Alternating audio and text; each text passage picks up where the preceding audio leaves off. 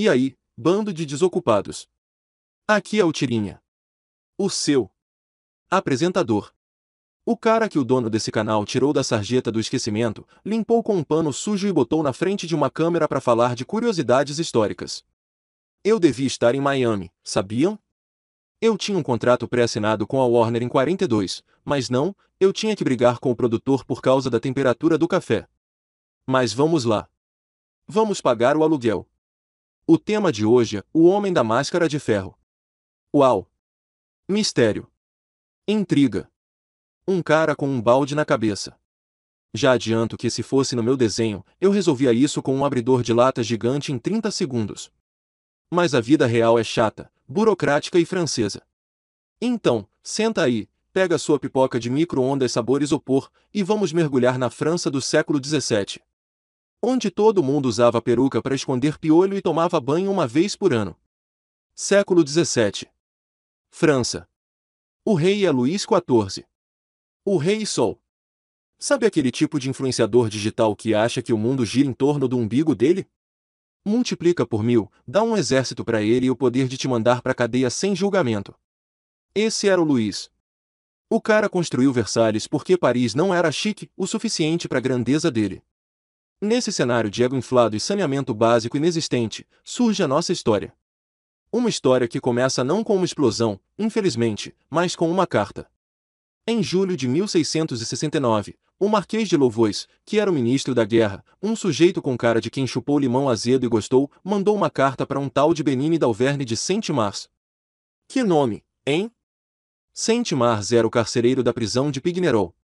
Pignerol ficava nos Alpes, um lugar frio, úmido e perfeito para você esquecer que a felicidade existe. Basicamente, o meu apartamento atual. A carta dizia o seguinte. E prestem atenção, porque isso é documento real, não é roteiro de filme da Marvel. O ministro avisava que estava mandando um prisioneiro chamado Eustache d'Alger. Mas a ordem era clara, esse cara não podia falar. De jeito nenhum. Ele só podia abrir a boca para pedir comida, bebida ou, sei lá, um urinol. Se ele tentasse falar qualquer outra coisa, Saint-Mars tinha a ordem de matá-lo na hora. Vocês entenderam? O trabalho do Saint-Mars era ser babá de um mudo forçado. Ah, senhor carcereiro, que belo dia faz Oz em Cabum. Espada na bucha. Fim de papo. Agora, parem para pensar. Se eu fosse prender o Pernalonga, eu ia querer que ele falasse. A graça é a zombaria. Mas aqui, o silêncio era a arma. Quem era esse Eustache d'Alger? Por que o Rei Sol, o homem mais poderoso da Europa, estava tão preocupado com o que esse Zé Ninguém tinha para dizer? O prisioneiro chega em Pignerol no final de agosto de 1669. E aqui começa a festa do Saint-Mars. Esse carcereiro, vou te contar, ele era um baba-ovo profissional. Ele adorava ter prisioneiros importantes porque isso fazia ele se sentir importante. É tipo aquele porteiro que se acha dono do prédio. Ele botou o tal Eustache numa cela com portas duplas, para que nem os guardas ouvissem o cara suspirar. E aí começa a novela mexicana. Em Pignerol, já tinha gente famosa presa. Tinha o Nicolas Fouquet. Lembra dele? O superintendente de finanças que roubou tanto que construiu um castelo mais bonito que o do rei e foi preso por inveja? Pois é. O Fouquet estava lá. E tinha um outro, o Lauzun, um duque que tentou dar em cima da prima do rei. Só gente boa. O nosso prisioneiro misterioso, o Eustache, não era nobre. Como a gente sabe disso? Porque o ministro Louvois disse na carta, não precisa de luxo para esse cara, ele é apenas um criado. Um criado. Um valet. Aí que a porca torce o rabo. Se ele é só um empregado, por que tanto segredo? Por que a ameaça de morte se ele abrir o bico? Vocês acham que ele sabia o quê? Que o rei usava enchimento na panturrilha. Que a rainha roncava. Durante anos, esse Eustache serviu de criado pro Fouquet. Sim, na prisão, se você fosse rico, podia ter um criado. O criado oficial do Fouquet tinha morrido, provavelmente de tédio, e o Saint-Mars, esse gênio da logística carcerária, pensou, ei, eu tenho um cara aqui que não pode falar com ninguém. O Fouquet precisa de um criado. Vou juntar a fome com a vontade de comer. Mas tinha uma regra, o Eustache só podia servir o Fouquet quando Lauzun, o outro prisioneiro fofoqueiro, não estivesse presente. Ou seja, O segredo do Eustache era perigoso até para outros prisioneiros ouvirem. O tempo passa. Estamos falando de décadas, gente. Não é prisão de hoje em dia que o cara sai no indulto de Dia das Mães para assaltar a mesma padaria. O cara mofou lá. Em 1681, o Saint-Mars é transferido para a fortaleza de Exíris. E ele leva o bagagem dele junto. O Eustache e o tal do Lauzun, o Fouquet já tinha morrido.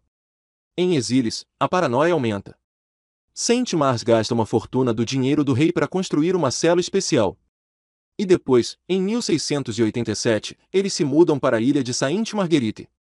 É aqui, meus caros viciados em teorias da conspiração, que a lenda nasce. Foi nessa viagem que as pessoas começaram a ver o prisioneiro sendo transportado numa cadeira fechada, coberta com lona encerada. E é aqui que entra a tal da máscara. Vamos falar da máscara. O título do vídeo é Máscara de Ferro, né? É o que vende. É o que o Leonardo DiCaprio usou naquele filme que eu me recuso a comentar.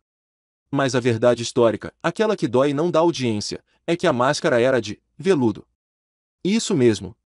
Veludo preto. Um paninho. Ah, tirinha, mas e o ferro? O ferro foi invenção do Voltaire. O Voltaire, aquele iluminista fofoqueiro, que adorava falar mal da monarquia, com razão, diga-se de passagem. Anos depois, ele escreveu que a máscara era de ferro e tinha uma mola no queixo para o cara comer. Mentira! Era pano. Mas vamos ser honestos, o Homem da Máscara de Veludo soa como nome de filme erótico barato da madrugada. O Homem da Máscara de Ferro soa como heavy metal. O marketing venceu a história. Como sempre. Em Sainte-Marguerite, a segurança era insana. Se o prisioneiro escrevesse algo num prato de prata e jogasse pela janela, como dizem as lendas, o guarda tinha a ordem de matar quem achasse o prato. O Saint-Mars ficava desfilando com o prisioneiro só para mostrar que ele guardava o segredo do século. O ego desse carcereiro era maior que a dívida externa do Brasil. Em 1698, Saint-Mars ganha a promoção da vida dele. Governador da Bastilha. O presídio mais famoso de Paris. O lugar onde a chapa esquentava. E quem ele leva junto, pendurado na cintura como um chaveiro da desgraça? O nosso Eustache. A entrada na Bastilha foi cinematográfica. O prisioneiro usava máscara, de veludo, lembrem-se, parem de imaginar o Doutor Destino, o tempo todo. Ninguém podia ver o rosto dele. Os outros carcereiros morriam de curiosidade, mas tinham medo de perguntar e acabar com a cabeça num cesto. Ele viveu na Bastilha por mais 5 anos. 5 anos olhando para as paredes de pedra, numa torre chamada Bertaldieri. E aí, no dia 19 de novembro de 1703, depois de 34 anos sendo arrastado de um lado para o outro como uma mala sem alça, o prisioneiro morre. Do nada. Passou mal um dia, morreu no outro. E o enterro? Ah, o enterro é a cereja desse bolo estragado. Ele foi enterrado no cemitério de Saint-Paul, sob o nome falso de Marchioli, ou Marchiali. Idade declarada, cerca de 45 anos. O que era mentira, ele devia ser bem mais velho. Mas o que fizeram depois que ele morreu, isso sim é coisa de vilão de desenho animado. O Saint-Mars mandou raspar as paredes da cela dele. Mandou queimar os móveis. Derreteram tudo que era de metal. Verificaram se ele não tinha escondido nenhum bilhetinho num buraco de tijolo. Eles queriam apagar a existência do cara. Resetar o servidor. Deletar o histórico do navegador, se é que vocês me entendem. E agora vem a parte que vocês gostam. A especulação. Quem diabos era esse cara? Por que tanto trabalho por um criado? Vamos às teorias, das mais estúpidas às mais prováveis. Teoria 1. O irmão gêmeo do rei. Essa é a favorita da galera. Foi o Voltaire que começou e o Alexandre Dumas, o cara que escreveu Os Três Mosqueteiros, transformou em best-seller. A teoria diz que Luís XIV tinha um irmão gêmeo. Talvez o gêmeo mais velho, o que faria dele o verdadeiro rei. Para evitar uma guerra civil, trancaram o coitado e botaram a máscara. Por que não funciona, gente? Parto de rainha no século XVII não era parto particular no Albert Einstein. Tinha umas 50 pessoas no quarto assistindo. Ministros, padres, nobres. Se a rainha tivesse parido 2 moleques, a fofoca teria vazado antes de cortarem o cordão umbilical. Impossível esconder um bebê real. Esquece. É drama, não história. Teoria 2. O pai do rei. Essa é picante. Dizem que Luís XIII, o pai oficial, Era, digamos, pouco animado na cama. Ou estéril. A rainha Ana da Áustria teria tido um caso com alguém, talvez o cardeal Mazarin? Ou um nobre qualquer, e Luís XIV seria um bastardo. O prisioneiro seria o verdadeiro pai biológico, preso para não abrir o bico. Veredito do Tirinha, me. Possível? Sim. Mas prender o pai biológico por 34 anos?